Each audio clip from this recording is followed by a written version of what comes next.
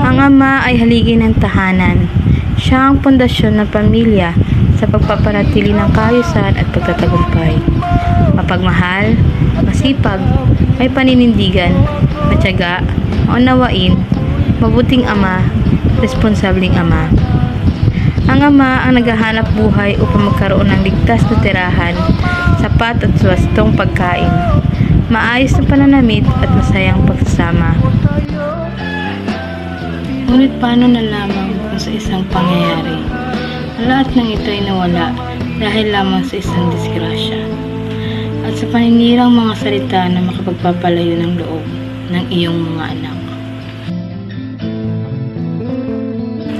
Nakapanayam ko ang isang amang naglalako ng saging at tanghaling tapat na ay nagtsatsaga pa rin siyang magbenta. Ngunit napansin ko na siya ay nahihilo at nanghihina. Kaya binigyan namin ng pagkain at inumin at siya ay amin na rin na-interview.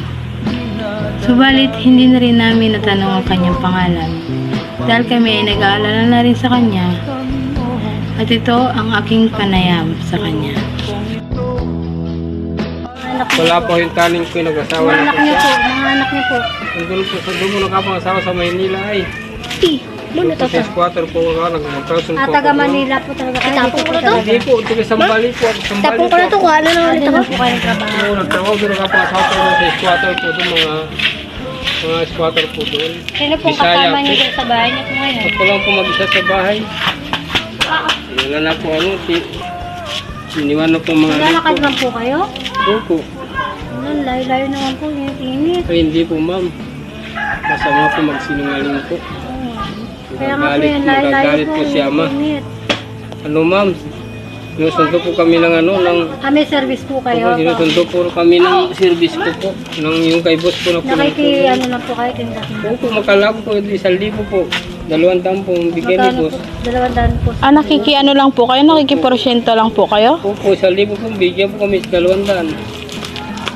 Kasama niyo po. Lugi nga po kami mo. Kasama niyo po ako. Opo, lugi. Tagasan po ba kayo? Sa Bakilan po. Taga Bakilan. Po. Kasama niyo po ako niyo sa bahay. Oo, mga anak po po. Yung isa po. Pero nakabukod po kayo. Opo, may bahay po ako doon.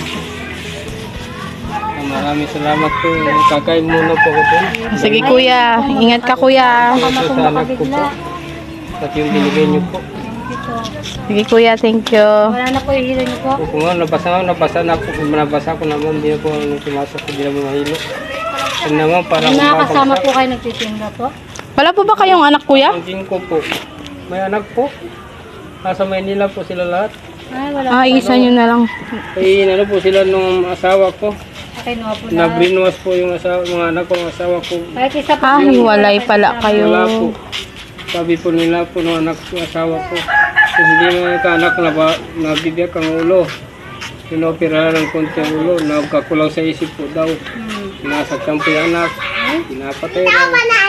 Na ano po yung anak ko, yung asawa ko. Na ano po Ilan po nila. bang anak niyo po? 4 po, puro lalaki. Nandun po lahat ang asawa niyo. Opo.